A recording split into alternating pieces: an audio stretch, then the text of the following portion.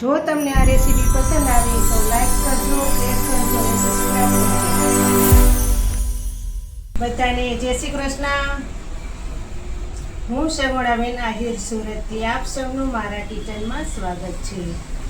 આજે આપણે બનાવીશું રસાવાળું મટર પનીરનું સ્પેશિયલ શાક. તો ચાલો બનાવવાની શરૂઆત કરીએ. શરૂઆત કરતાં પહેલાં તમે જો હજુ સુધી મારી ચેનલને સબસ્ક્રાઈબ ન કરી હોય તો પ્લીઝ પહેલાં જઈને સબસ્ક્રાઈબ કરો, જેથી કરીને આવનારી દરેક રેસીપી તમને સૌથી પહેલાં જોવા મળે. તો ચાલો મટર પનીરનું શાક બનાવવાની શરૂઆત કરીએ. આપણે શાક બનાવવા માટે મેં અહીં 500 ગ્રામ ડુંગળીને કટ કરી લીધેલી છે. 500 ગ્રામ ટમેટાં કટ કરીને રાખેલા છે. આ રીતના ટુકડા કરી લેવાના. બંને વસ્તુનું માપ બરાબર રાખવાનું છે. 250 ગ્રામ પનીરના ટુકડા કરી લીધેલા છે. આ પનીર ઘરનું જ બનાવેલું છે. 200 ગ્રામ લીલા વટાણા લીધેલા છે. 25 ગ્રામ જેટલો મેં સિંગનો પાવડર લીધેલો છે ગ્રેવીને ઘાટી બનાવવા માટે. થોડાક ખરા મસાલા લીધેલા છે. તેમાં 2 તજના ટુકડા છે, 3 લાલ મરચાં છે અને તમાલપત્ર અને લીલા લીમડાના પાન લીધેલા છે. 6 થી 7 નંગ લીલા મરચાં લીધેલા છે. થોડીક મેં લસણની કળીઓ લીધેલી છે. વઘાર કરવા માટે તેલ લીધેલું છે. શાકને સુપર ટેસ્ટી બનાવવા માટે પનીરનો મસાલો લીધેલો છે. સૌ પ્રથમ તો પહેલાં આપણે વટાણાને બાફી લેશું. તેના માટે ગેસ ચાલુ કરીશું. તપેલીમાં પાણી લીધેલું છે. તેમાં આપણે જે 200 ગ્રામ વટાણા લીધેલા છે તે નાખી દેશું.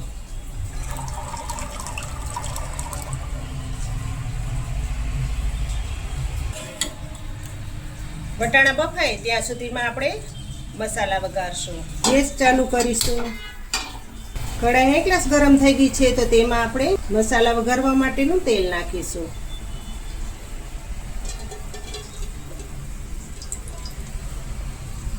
તેલ એક ગ્લાસ ગરમ થઈ ગયું છે તો તેમાં હવે અડધી ચમચી આખું જીરું નાખશું. જીરું એક ગ્લાસ ફૂટી ગયું છે તો તેમાં હવે લસણની કળીઓ નાખી દેશું.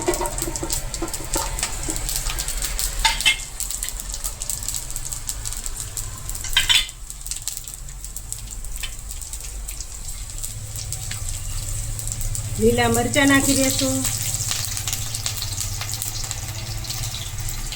જે ગરમ મસાલા લીધેલા છે તે નાખી દેશું.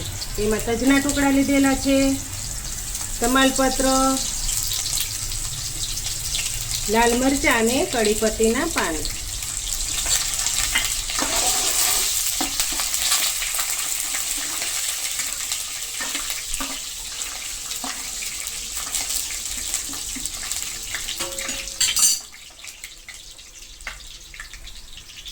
અડધી ચમચી હિંગ નાખશું.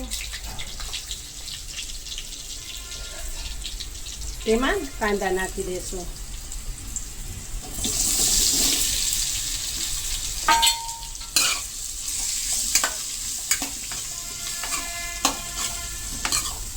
બધું બરાબર મિક્સિંગ કરી લેશું.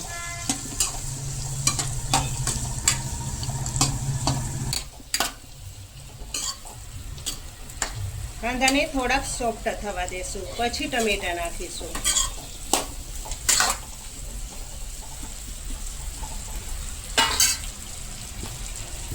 તેમાં 1 ચમચી નમક નાખી દેશું.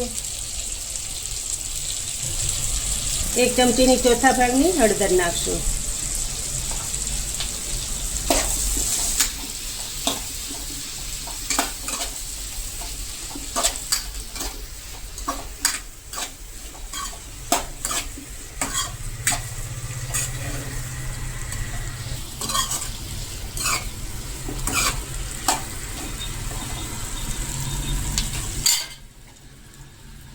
તમે જોઈ શકો છો કે કાંદા સરસ રીતે સોફ્ટ થઈ ગયા છે. તે જ સમયે ટમેટા નાખી દેવાના.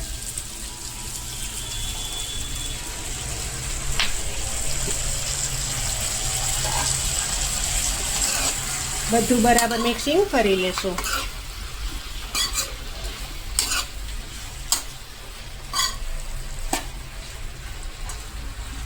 ટમેટાને પણ સોફ્ટ થવા દેશું.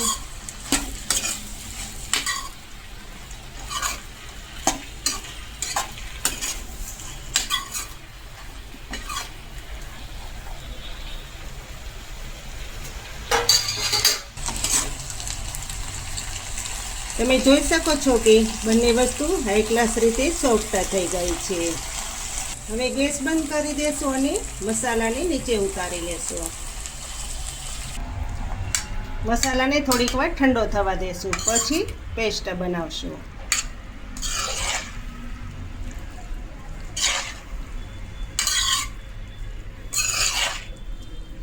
મસાલા હાઈ ક્લાસ ઠંડા થઈ ગયા છે, તો હવે તેની પ્યોરી તૈયાર કરશું. મસાલાને મિક્સર જારમાં નાખી દેશું. થોડો થોડો મસાલો પીસીશું, એકસાથે બધો મસાલો નહીં પીસીએ.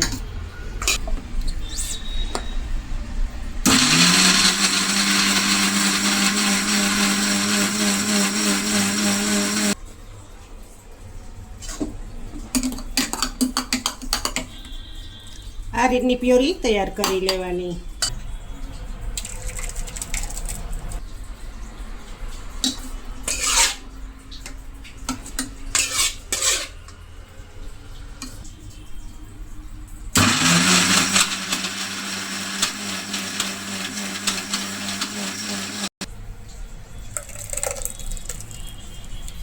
આ રીતની પ્યોરી તૈયાર થઈ ગઈ છે, તો હવે તેને વઘારી લેશું. એક બાજુ આપણા વટાણા પણ સરસ રીતે બફાઈ ગયા છે, તો હવે ગેસ બંધ કરી દેશું. ગેસ ચાલુ કરીશું. કઢાઈ હાઈ ક્લાસ ગરમ થઈ ગઈ છે, તો તેમાં વઘાર કરવા માટેનું તેલ નાખીશું. તેલ તમારા સ્વાદ પ્રમાણે તમે ઓછું કે વધુ લઈ શકો છો.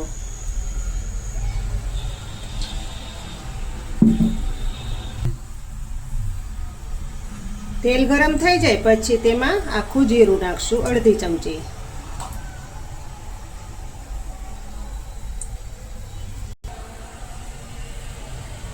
જીરું સરસ સાતળી લેવાનું. જીરું સતળાઈ જાય પછી તેમાં 1 ચમચી હિંગ નાખી દેશું. ગેસ ધીમો રાખી દેશું.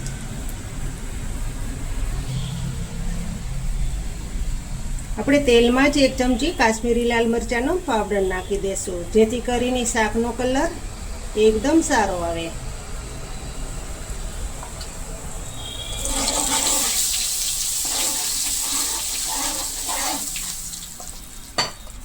હવે તેમાં પ્યોરી નાખી દેશું.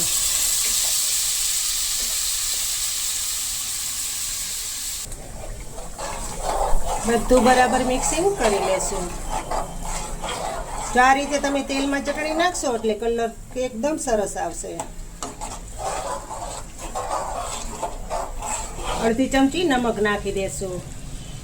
નમક ઓછું નાખીશું કારણ કે પહેલાં પણ નમક નાખેલું હતું.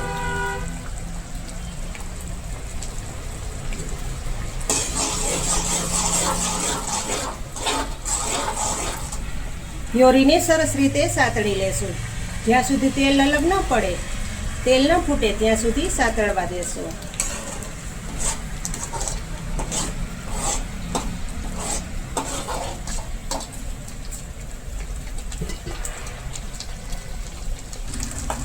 તેમાં હવે બાકીના મસાલા કરીશું. 1 ચમચી ધાણા જીરાનો પાવડર નાખી દેશું.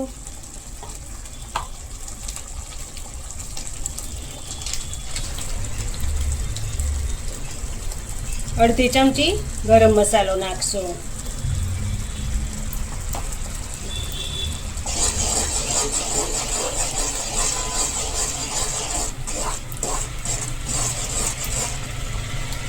તમે જોઈ શકો છો કે શાકમાંથી તેલ છૂટું પડવા લાગ્યું છે. હવે તેમાં બાફેલા વટાણા નાખી દેશું. જો તમારે કાચા વટાણા નાખવા હોય તો તમે વઘાર કરી અને તરત જ વટાણા નાખી દેવાના.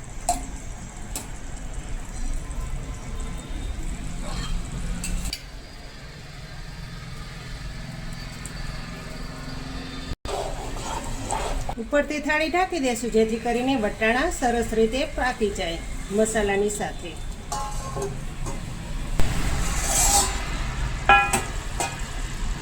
તમે જોઈ શકો છો ને, મસાલામાંથી તેલ બિલકુલ છૂટું પડી ગયું છે. આ જ સમયે સિંગનો પાવડર નાખી દેશો. સિંગના પાવડરની જગ્યાએ તમે કાજુનો ઉપયોગ કરવો હોય તો પણ કરી શકો છો.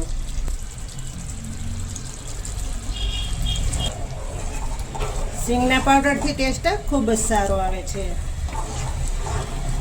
પણ સિંગ શેકી લેવાની, પછી ફોતરા ઉખેડી અને ભૂકો કરી લેવાનો.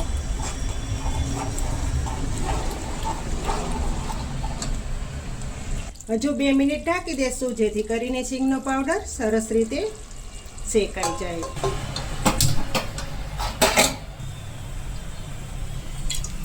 હવે પનીરના ટુકડાને ફ્રાય કરી લેશું.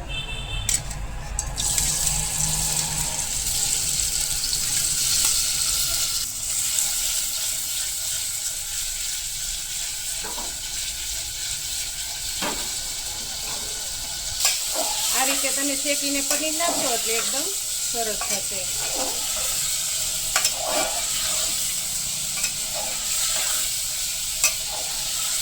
શાકનો ટેસ્ટ પણ વધી જશે.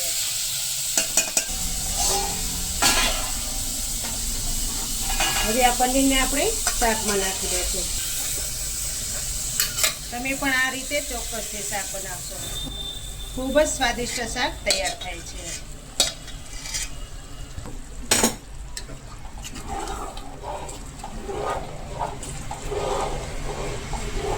અત્યારે મારા આખા કિચનમાં ખૂબ જ સરસ સુગંધ આવી રહી છે.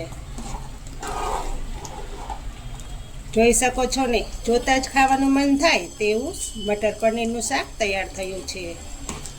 હવે ગેસ બંધ કરી દેશો અને ગરમા ગરમ શાકને સર્વ કરશો. લીલા ધાણા નાખી દેશો.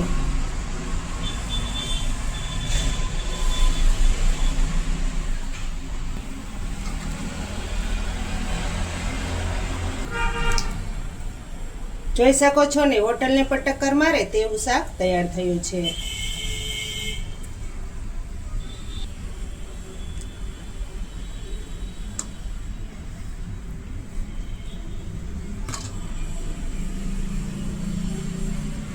તો તૈયાર થઈ ગયું છે મટર પનીરનું શાક. તમને જો મારા આ શાકની રેસીપી સારી લાગે તો મારી ચેનલને લાઈક કરજો, શેર કરજો ને ભૂલ્યા વગર સબસ્ક્રાઈબ કરજો. કમેન્ટ કરીને કહેજો કે તમને આ મટર પનીરના શાકની રેસીપી કેવી લાગી, અને તમે ચોક્કસથી આ રીતે બનાવજો. ખૂબ જ સ્વાદિષ્ટ શાક તૈયાર થાય છે. ફરી મળીશું એક નવી રેસીપી સાથે. ત્યાં સુધી જય શ્રી કૃષ્ણ, જય માતાજી.